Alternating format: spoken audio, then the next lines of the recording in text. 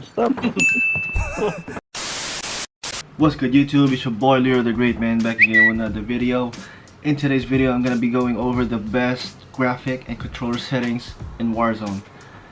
This settings is going to provide you with the highest FPS and the best movement that you could ever be in Warzone. Personally, as a controller player, I feel like these settings are needed. If you guys like the video, man, make sure you guys drop a thumbs up, drop a comment, and make sure you subscribe to the channel. Helps me out a lot. Click the notification bell so you never miss a post. I'm live every day on Facebook Gaming, Leo the Great Official, so make sure you guys catch me out there live. Enjoy the video, man. Let's get it. Alright y'all, so let's go over the graphic settings. First things first is display mode. I have full screen borderless. The reason for this is because I kind of alt tab a lot. I switch between Discord, I switch between the stream, and then I switch back to the game. So full screen borderless works for me, and this actually provides you with a higher FPS. Just full screen in general gives you a higher FPS, so I would suggest using full screen borderless or full screen, even better.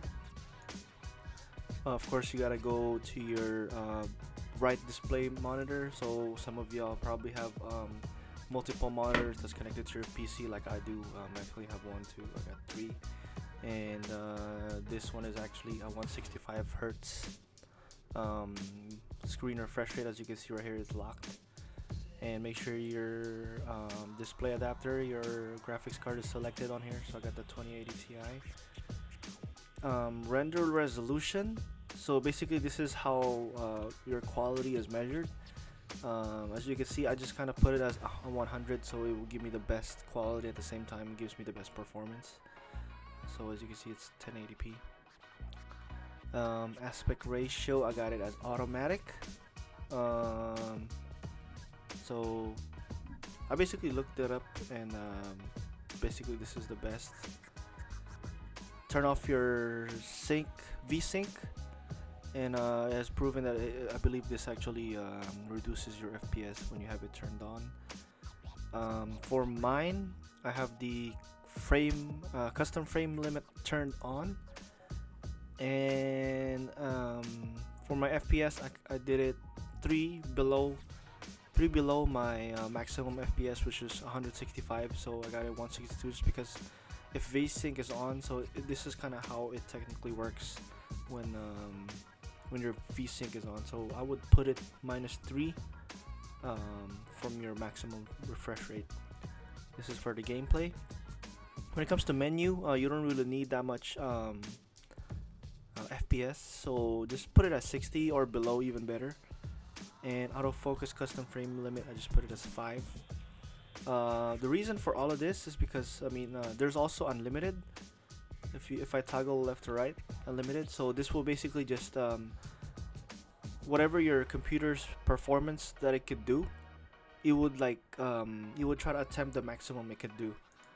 But for me, it doesn't. I believe that you don't really need your graphics card to be exceeding that effort when it doesn't need to. So I would prioritize the gameplay, of course. I got that custom. Nvidia highlights, I got that disabled. Reduces FPS when you got that turned on. Nvidia reflex low latency, I got it enabled plus boost. So this is a fairly new feature Warzone has. Enable and boost actually gives you a low latency, and at the same time it increases your GPU clock frequency. So it would also give you performance and low latency at the same time. Display gamma, got this at 2.2. Not really sure about that one, but I have it as that. Details and textures. So most of this is either gonna be mostly is gonna be low. Just because some of these you don't really need a high detail one. So streaming quality, I got it as low. As you can see right here, favors textures performance over quality. Texture resolution, I got it at low. For high-end PCs, I would probably go medium for this one. Texture filter anisotropic, I got it as low. Particle quality, I got it as high. This doesn't really affect your FPS, so you might as well put it on high. bullet impact and sprays, I got it enabled. Tessellation, I got it disabled. On-demand texture streaming is disabled. Shadow lighting, I got it as low. Higher resolution, basically you're gonna take more of your GPU performance from this. So if you have it at low, you have it at your basically prefer performance. Cache spot shadows, I got it enabled, doesn't really affect it. Cache sun shadows, got it enabled, doesn't really affect it at all. Particle lighting, I got it as low. This actually affects your FPS, so I'll make sure you got this low. DirectX ray tracing, I got it disabled. Ambient occlusion, I got it disabled. Screen space reflection, I got it disabled. Post processing effects, so anti-aliasing, I got it as off. Depth of field, I got it disabled. Filmic strength, I got it at 1.0. World motion blur disabled. Weapon motion blur disabled. Film grain, I got it at 0. Dynamic resolution, I got it disabled. And dynamic resolution frame target, I got it at minus that's actually 163. Alright, that's it for the graphics settings. And let's go over to the controller settings. So first things first, the most important is the button layout. So I got this as tactical. You've probably seen most of content creators and Warzone pro players, they put this thing on tactical. Just because I feel like your movement is so much better when you got this on tactical. As you can see, it changes your melee and your crouch. So instead of the other way around, I think default puts you so crouch is circle, and then melee is R3. And then when you switch to tactical, your melee turns into circle, and your crouch prone slide is your R3. Let me show you. So I'm using a Scuf controller, right? So you see this four paddles at the back. So I assigned the farthest right paddle as my slide, so it gives me kind of more easier sliding. My farthest left, I assigned this as my jump. The inner right paddle, I have it as my triangle. So if I want to switch weapons or put armor, I just hold this or press it. And my left one is the left inner paddle is my square button. I assigned this to. So I basically just open crates, pick up stuff or whatnot. So yeah, that's what I have on my Scuf controller. Stick layout preset, I got it as default. Invert vertical look, of course you gotta disable that.